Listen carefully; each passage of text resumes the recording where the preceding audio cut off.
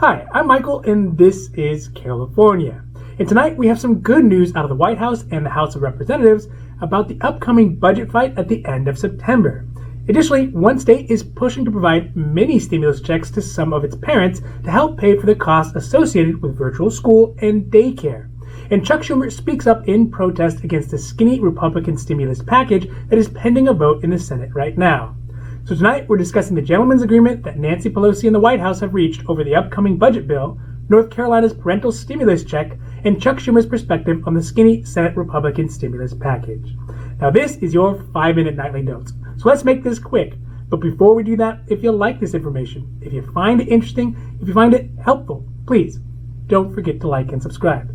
That way you can get updates when our newest and most informative videos become available. First this evening, let's talk about a minor agreement that in normal times would be a major agreement that the Treasury Secretary Steven Mnuchin and Nancy Pelosi came to this Thursday. They have both agreed to leave out any controversial provisions in the continuing resolution bill. This is a bill that is meant to provide the funding to keep our government open for the next few months. A spokesperson from Nancy Pelosi's office said the House Democrats support a clean continuing resolution. And the White House press secretary also made a statement that said, "We do believe that we'll be able to get the funding to avoid a shutdown." This means there will not be anything like state and local government funding, stimulus checks, or the extended unemployment benefits that people have been waiting for attached to the continuing resolution bill. This is sort of good and bad news. The good side of it is that without these provisions, the bill will be passed much easier and there will be less possibility of not having a budget for our government to continue until the rest of the year. The bad side of it is that the forced deadline for the next round of stimulus checks just disappeared. They will be able to essentially drag the stimulus negotiations out indefinitely while the rest of the country waits idle under lockdowns for help. But not all states are satisfied to sit on their hands and let their residents wait until Congress can get a negotiated deal. Previously, states like Oregon and California had offered their own versions of stimulus to their residents. But yesterday, on Wednesday, the State Senate of North Carolina passed their own mini $1 billion stimulus package that would include an extra credit grant program.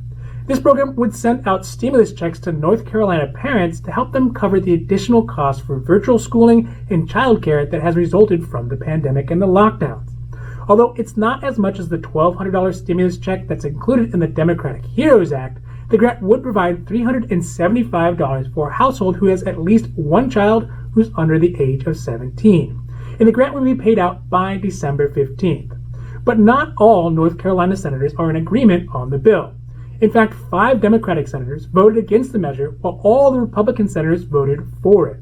One of those senators who voted against it, Wiley Nickel, great name, a Democrat, said that helping people and stimulating the economy is good, but the question is, what are we not doing by giving the money to families? Although the bill has passed the North Carolina State Senate, it is not yet signed by the governor. It is unclear if Governor Cooper will be willing to sign the bill as it sits. Inversely, the Republican Senate in the federal Congress has moved closer to passing their slimmed-down $500 billion stimulus package. This is a reversal of the directions Republicans had initially started with their $1 trillion HEREOS Act proposal. Today, Chuck Schumer, the Democratic Senate Minority Leader, voiced his concern about the scaled-down bill. He said Republicans may call their proposal skinny, but it would be more appropriate to call it emaciated. He goes on to say that with no money for rental assistance, no money for nutritional assistance, and no money for state and local services, the census, or safe elections, Mitch McConnell and Senate Republicans would be making another unacceptable, ineffective attempt at providing relief. End quote. He said this in a letter to his own caucus. The smaller bill aims to include the most agreed upon provisions by both parties, things like enhanced unemployment benefits, viral testing, treatment and vaccines, business loans, and more money for schools. But even if the bill did get passed, it would be unlikely to make it through the Democratic-held House. So far, Democrats have been united in holding their $2.2 trillion price tag for their next stimulus package. But there is a danger inherent in waiting too long. The first is that people continue to suffer every day as a result of this stalemate. The second is that the longer they refuse to negotiate, the more time Republicans will have to figure out a workaround to get enough stimulus out so they don't have to negotiate for a larger bill. And finally, it makes Democrats look less active in trying to help those people who are suffering right now. But it is good to see that some states have taken it upon themselves to do something, like Oregon and California before, who had state-specific stimulus measures. Now North Carolina has some. but there's no way that states will be able to provide the level of support and money that a federal government could and that people across the country need. This has been your 5-minute nightly dose. I hope that you found it interesting or helpful or at least useful. And if you did, please don't forget to like and subscribe. That way you can get updates when our newest and most informative videos become available. Also, we here at Carelifornia, we know health insurance. So if you have any questions about your health insurance, leave those down below. We'll be happy to make a new video or a new post as soon as we can. Now, other than that, I'm Michael, and this is Carelifornia, wishing you a happy, healthy day.